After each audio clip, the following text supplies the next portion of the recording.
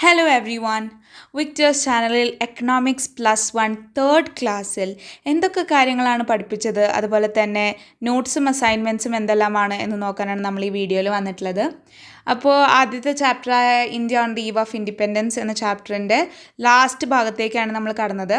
Occupational structure, infrastructure, conclusion, ഈ 3 ടോപ്പിക്കുകളാണ് നമ്മൾ മൂന്നാമത്തെ ക്ലാസ്സിൽ ഡിസ്കസ് ചെയ്തത്. അപ്പോൾ ആദ്യം തന്നെ ഒക്യുപ്പേഷണൽ സ്ട്രക്ചർ ആയിരുന്നു നമ്മൾ ഡിസ്കസ് ചെയ്ത ടോപ്പിക്. എക്കണോമിക് ആക്ടിവിറ്റീസിനെ നമുക്ക് 3ആയിട്ടാണ് ഡിവൈഡ് ചെയ്യാൻ പറ്റുന്നത്: primary sector, secondary sector, tertiary sector. ഈ ഐഡിയ ഓഫ് ഡിവിഷൻ ഇത് കൊണ്ടുവന്നത് CSO ആണ്, സെൻട്രൽ സ്റ്റാറ്റിസ്റ്റിക്കൽ ഓഫീസ്. CSO ഒരു ഇൻസ്റ്റിറ്റ്യൂഷനാണ്. Ministry of statistics and programme implementation എന്ന മിനിസ്ട്രിയുടെ അണ്ടറിലുള്ള ഒരു ഇൻസ്റ്റിറ്റ്യൂഷനാണ് CSO, central statistical office. Primary സെക്ടറിൽ എന്തൊക്കെയാണ് എന്തൊക്കെ എക്കണോമിക് ആക്ടിവിറ്റീസാണ് ഇൻക്ലൂഡ് ഉള്ളതെന്ന് നമുക്ക് നോക്കാം. അഗ്രികൾച്ചർ, ഫോറസ്ട്രി, ഫിഷിംഗ്, മൈനിങ്, ഇതെല്ലാം പ്രൈമറി സെക്ടറിൽ ഉൾപ്പെട്ടിട്ടുള്ളതാണ്. ഇനി സെക്കൻഡറി സെക്ടറിൽ നോക്കുമ്പോൾ എന്തെങ്കിലും കാര്യങ്ങൾ മാനുഫാക്ചർ ചെയ്യുകയാണ് സെക്കൻഡറി സെക്ടറിൽ ചെയ്യുന്നത്.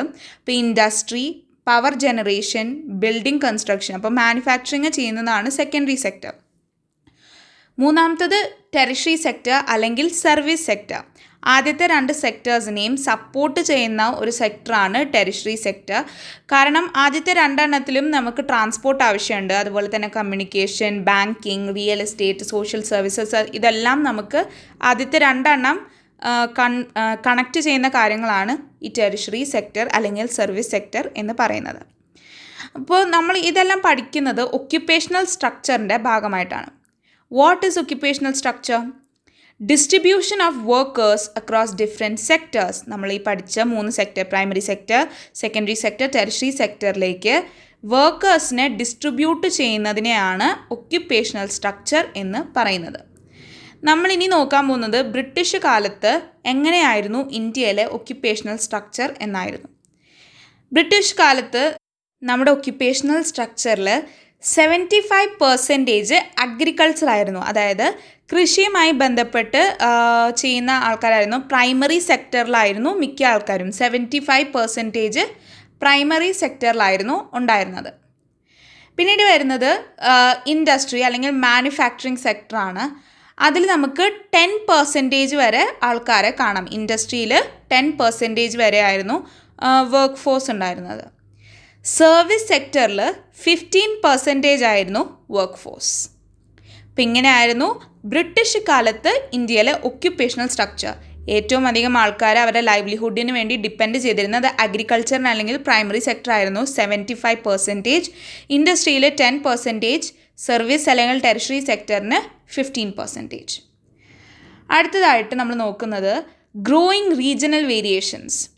ബ്രിട്ടീഷ് കാലത്ത് ചില മാറ്റങ്ങൾ ഒക്യുപ്പേഷണൽ സ്ട്രക്ചറിൽ വന്നിരുന്നു. അതിലാദ്യത്തെ പാർട്സ് ഓഫ് മദ്രാസ് പ്രസിഡൻസി എന്ന് പറഞ്ഞു കഴിഞ്ഞാൽ ഇന്നത്തെ തമിഴ്നാടു, കേരള, ആന്ധ്രാപ്രദേശ്, കർണാടക ഇവയെല്ലാം ഉൾപ്പെടുന്നത് മദ്രാസ് പ്രസിഡൻസി എന്നാണ് ഒരുമിച്ച് നമ്മൾ പറയുക. മദ്രാസ് പ്രസിഡൻസി, ബോംബെ ആൻഡ് ബംഗാൾ, ഈ 3 സ്ഥലങ്ങളിലായിട്ട് വർക്ക് ഫോഴ്സ് അഗ്രികൾച്ചറിൽ കുറയുകയും മാനുഫാക്ചറിലും സർവീസ് സെക്ടറിലും കൂടുകയും ചെയ്തു. അപ്പോൾ പ്രൈമറി സെക്ടറിൽ വർക്ക് ഫോഴ്സ് കുറഞ്ഞു, ഒക്യുപ്പേഷണൽ സ്ട്രക്ചറിൽ വലിയൊരു മാറ്റം വന്നു. അഗ്രികൾച്ചറിൽ അല്ലെങ്കിൽ പ്രൈമറി സെക്ടറിൽ വർക്ക് ഫോഴ്സ് കുറഞ്ഞു. മാനുഫാക്ചറിങ്ങിലും സർവീസ് അല്ലെങ്കിൽ ടെറിഷറി സെക്ടറിലും കൂടി.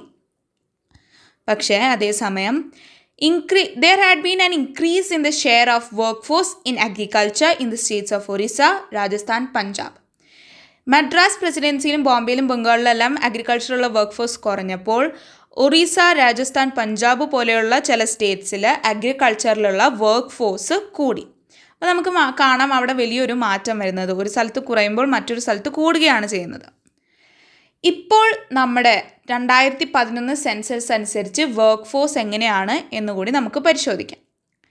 പ്രൈമറി സെക്ടറിൽ 53.2% ആണ് വർക്ക് ഫോഴ്സ് ഉള്ളത്.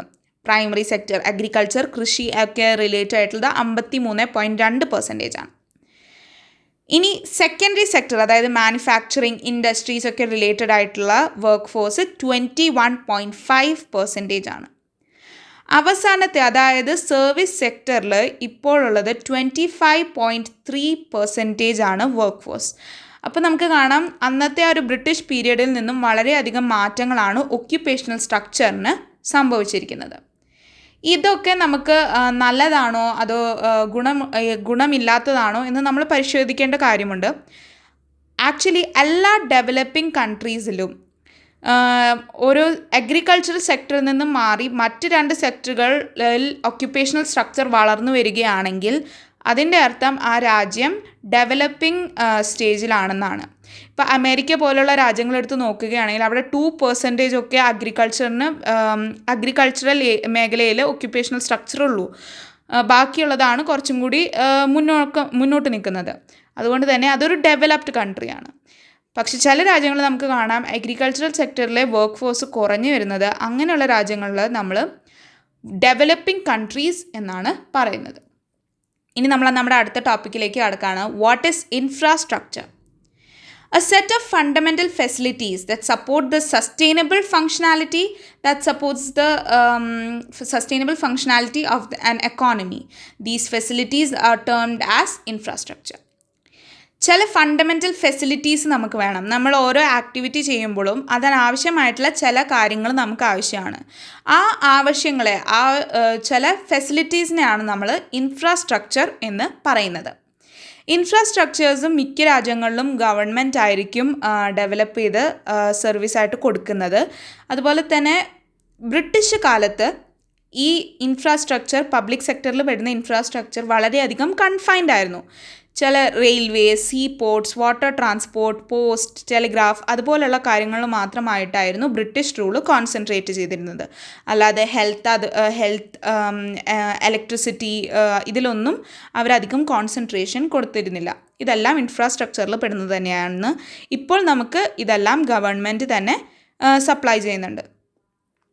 ആദ്യം നമ്മൾ ഡിസ്കസ് ചെയ്തത് റെയിൽവേ എന്നായിരുന്നു. ബ്രിട്ടീഷ് കാലത്ത് ഡെവലപ്പ് ചെയ്തത് റെയിൽവേ ആദ്യമായിട്ട് ഇന്ത്യയിൽ തുടങ്ങുന്നത് 1850 ആദ്യത്തെ പാസഞ്ചർ ട്രെയിന് ബോംബെയിൽ നിന്നായിരുന്നു. 1853 ആ ട്രെയിൻ ആദ്യമായിട്ട് പ്രവർത്തിച്ചു തുടങ്ങിയത്.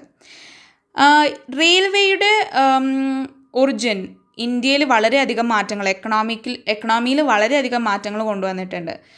ഒന്നാമത്തെ ആളുകൾക്ക് വളരെയധികം ദൂരം സഞ്ചരിക്കാൻ സാധിച്ചു തുടങ്ങി.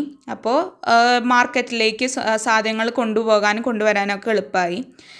രണ്ടാമത്തേത് ഇന്ത്യൻ അഗ്രികൾച്ചറിൽ ക്യാഷ് ക്രോപ്സ് കൂടുതലായിട്ട് പ്രൊഡ്യൂസ് ചെയ്യാൻ ബ്രിട്ടീഷ് ഫാമേഴ്സിനെ ഇൻസിസ്റ്റ് ചെയ്തു. കാരണം നമുക്കറിയാം അവർക്ക് റോ മെറ്റീരിയൽസ് ആവശ്യമുണ്ടായിരുന്നു. അപ്പോൾ ഫാമേഴ്സിനെ കൊണ്ട് എങ്ങനെയെങ്കിലും ക്യാഷ് ക്രോപ്സ് പ്രൊഡ്യൂസ് ചെയ്യിപ്പിച്ചാൽ ട്രെയിൻ മാർഗം സീ പോർട്ട്സിലേക്ക് എടുക്കുകയും അവിടെ നിന്ന് അത് എക്സ്പോർട്ട് ചെയ്യുകയും ചെയ്തു. അപ്പോൾ ഈ ഒരു റെയിൽവേ എന്ന് പറഞ്ഞ ഒരു പ്രതിഭാസം തുടങ്ങിയപ്പോൾ തന്നെ ഈ ക്യാഷ് ക്രോപ്സ് പ്രൊഡ്യൂസ് ചെയ്യാനുള്ള ഫോഴ്സ് കർഷകന്മാരുടെ മേലെ ബ്രിട്ടീഷ് കുറച്ചുകൂടി കൂടുതലായിട്ട് കൊടുത്തു തുടങ്ങി. അടുത്തതായിട്ട് roads in India are not fit for modern transport. അന്നത്തെ കാലത്തെ റോഡ്സ് മോഡേൺ ട്രാൻസ്പോർട്ടിന് ഫിറ്റ് ആയിരുന്നില്ല. പക്ഷേ ബ്രിട്ടീഷുകാർ അവരുടെ ആവശ്യങ്ങൾക്ക് വേണ്ടി നല്ല റോഡുകൾ ഇന്ത്യയിൽ പണിയാൻ തുടങ്ങി. അവരുടെ നീഡ്സും ഇൻട്രസ്റ്റും ഫുൾഫിൽ ചെയ്യാൻ വേണ്ടി മാത്രം നല്ല റോഡുകൾ ഇന്ത്യയിൽ ബിൽഡ് ചെയ്ത് തുടങ്ങി. ഇതിൻ്റെ ആവശ്യങ്ങൾ എന്താണെന്ന് പറഞ്ഞു കഴിഞ്ഞാൽ ട്രാൻസ്പോർട്ട് സൈന്യങ്ങളെ പെട്ടെന്ന് അങ്ങോട്ടും ഇങ്ങോട്ടും എത്തിക്കുക, ഓരോ സ്ഥലത്തേക്ക് പെട്ടെന്ന് എത്തിക്കുക. അതുപോലെ തന്നെ റോ മെറ്റീരിയൽസ്, നമ്മൾ നേരത്തെ പറഞ്ഞ പോലെ തന്നെ കർഷകർ ഉണ്ടാക്കുന്ന cash crops raw materials road മാർഗം റെയിൽവേ സ്റ്റേഷനിലേക്ക് എത്തിക്കുകയും പിന്നീട് റെയിൽവേ എന്ന ട്രാൻസ്പോർട്ടിലൂടെ സീ പോർട്ട്സിലേക്ക് എത്തിക്കുകയുമായിരുന്നു അവർ ചെയ്തിരുന്നത്. അപ്പോൾ ഉൾനാടൻ പ്രദേശങ്ങളിൽ നിന്നും അവർ റോഡ് മാർഗമായിരുന്നു റെയിൽവേ സ്റ്റേഷനിലേക്ക് ഓരോ റോ മെറ്റീരിയൽസും ക്യാഷ് ക്രോപ്സും എത്തിച്ചിരുന്നത്. പക്ഷെ എന്നാലും അപ്പോഴും ഓൾ വെതർ റോഡ്സ്, എല്ലാ സീസണിലും നമുക്ക് ഉപയോഗിക്കാൻ പറ്റുന്ന റോഡ്സ് കുറവ് തന്നെ ആയിരുന്നു.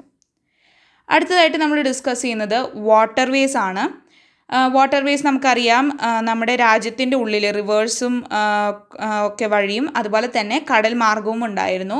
പക്ഷേ നമ്മുടെ രാജ്യത്തിൻ്റെ ഉള്ളിൽ തന്നെയുള്ള റിവേഴ്സ് വഴിയുള്ള വാട്ടർവേ എല്ലാം ലാഭകരമായിരുന്നില്ല, വളരെ നഷ്ടത്തിലായിരുന്നു എല്ലാ ഇൻലാൻഡ് വാട്ടർവേയും നടന്നുകൊണ്ടിരുന്നത്. അടുത്തത് എയർവേസ്. ടാറ്റ എയർലൈൻസ് ആയിരുന്നു എയർവേസിൽ ഇന്ത്യയിൽ കൊണ്ടുവന്ന ഏറ്റവും അധികം കോൺട്രിബ്യൂഷൻസ് കൊണ്ടുവന്നത് ടാറ്റ എയർലൈൻസ് ആയിരുന്നു. അത് 1932 പ്രവർത്തനം ആരംഭിക്കുന്നത്. പിന്നീട് നമ്മൾ ഡിസ്കസ് ചെയ്തത് പോസ്റ്റ് ആൻഡ് ടെലിഗ്രാഫ് എന്ന ഒരു ടോപ്പിക്കിനെ പറ്റിയായിരുന്നു. നമുക്കറിയാം ഇലക്ട്രിക് ടെലിഗ്രാഫ് ഇന്ത്യയിൽ ലോ ആൻഡ് ഓർഡർ മെയിൻറ്റെയിൻ ചെയ്യാൻ വേണ്ടിയിട്ട് യൂസ് ചെയ്തു തുടങ്ങി. അതുപോലെ തന്നെ പോസ്റ്റൽ സർവീസ് അപ്പോഴും ഇൻഅഡിക്വേറ്റ് ആയിരുന്നു. പക്ഷേ ടെലിഗ്രാഫ് മെയിനായിട്ട് നമ്മൾ ലോ ആൻഡ് ഓർഡറിൻ്റെ മെയിൻറ്റെയിനിങ്ങിന് വേണ്ടിയിട്ടായിരുന്നു യൂസ് ചെയ്തുകൊണ്ടിരുന്നത്. കാരണം ടെലിഗ്രാഫ് നമുക്കറിയാം ഒരു എക്സ്പെൻസീവ് മെത്തേഡാണ്. ഒരു ഇലക്ട്രിക് ടെലിഗ്രാഫ് എന്ന് പറയുന്നത് വളരെ എക്സ്പെൻസീവ് സിസ്റ്റമാണ്. അതുകൊണ്ട് തന്നെ ലോ ആൻഡ് ഓർഡർ മെയിൻറ്റെയിൻ ചെയ്യാൻ വേണ്ടി മാത്രമായിരുന്നു നമ്മൾ ടെലിഗ്രാഫ് യൂസ് ചെയ്തിരുന്നത്. പക്ഷേ സാധാരണക്കാർക്ക് യൂസ് ചെയ്യാനുള്ള പോസ്റ്റൽ സർവീസസ് അപ്പോൾ ബ്രിട്ടീഷുകാർ അഡിക്വേറ്റ് ആയിട്ട് കൊടുത്തിട്ടുണ്ടായിരുന്നില്ല. അവരവരുടെ കാര്യങ്ങൾ മാത്രമായിരുന്നു ചിന്തിച്ചു കൊണ്ടിരുന്നത്. ഇനി അടുത്ത ടോപ്പിക് എന്ന് പറയുന്നത് നമ്മുടെ അസൈൻമെൻറ്റ്സ് ആണ്. 2 ക്വസ്റ്റ്യൻസ് ആയിരുന്നു തന്നിട്ടുണ്ടായിരുന്നത്.